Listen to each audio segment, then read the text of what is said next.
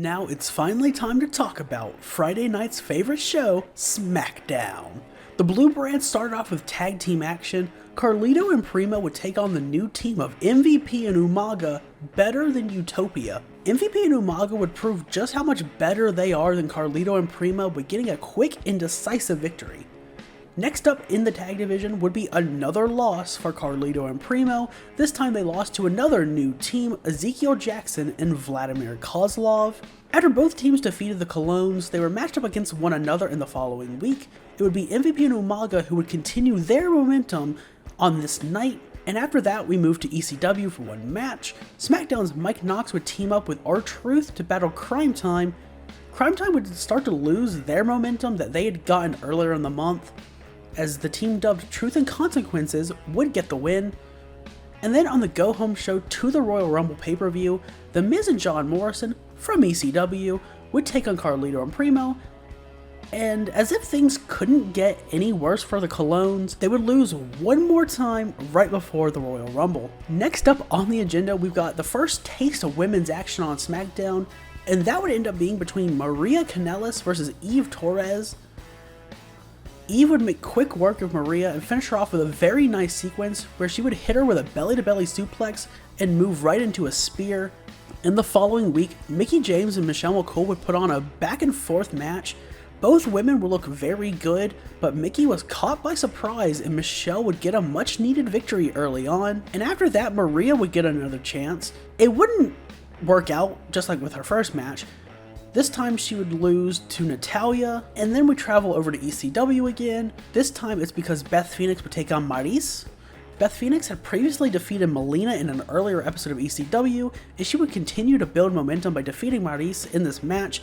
That would propel her to the Royal Rumble to challenge either Michelle McCool, Natalya, or Eve Torres for the Divas Championship. And speaking of those three women, they would compete in a triple threat match on SmackDown's Go Home show to the Rumble pay-per-view.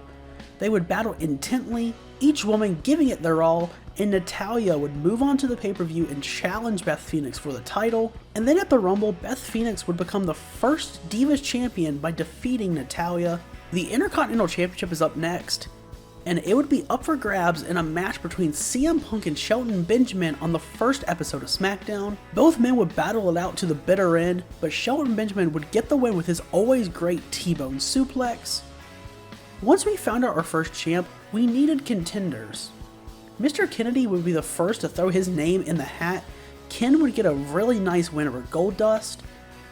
And after defeating Goldust, Kennedy would take on the loser of the inaugural Intercontinental title match, CM Punk. Punk once again would look good, but he would come up short, effectively ending his chances at getting a rematch for the time being. And in the main event of that same episode of SmackDown, the champion Shelton Benjamin would take on The Rock. The Rock would return to the ring and immediately show that he hadn't lost a step. Rocky would get a win over Benjamin on this night. After picking up two big wins in a row, Kennedy would take on John Cena. Cena had defeated Batista earlier in the month, and now both men were here. Ken would look really good, but John was just too much. Then at the Rumble, Mr. Kennedy would be given the first opportunity to take on Shelton Benjamin with the title on the line. Once again, Kennedy would look really good, but he would come up short again. Now, of course, it's World Championship time. The first World Heavyweight Champion in the universe was crowned on the first episode of SmackDown. That would be The Rock, who defeated The Undertaker in a 20-minute main event match. Just like I said for the Intercontinental title, we needed contenders for the world title as well. John Cena and Batista both wanted a shot. They faced each other and Cena would get a good win. After that, the current champion would get more momentum on his side as he would defeat the Intercontinental Champion, as we talked about previously. Then as we get to the Rumble, it would be decided that John Cena wouldn't get the shot first, despite having two big wins under his belt. Instead, the GM wanted to see a rematch between The Rock and The Undertaker. This time, the match would be no disqualifications, and The Undertaker would win the title. The Rumble match would be only slightly better than it was for ECW. SmackDown wouldn't have someone win, but the person with the most time and eliminations was a SmackDown superstar. Vladimir Kozlov would get that distinction, which is crazy because Kozlov would compete in a 6-man over-the-top battle royal right before the Rumble that he would be the first man eliminated from. Nonetheless, Kozlov had an impressive performance even if he couldn't get the win on this night.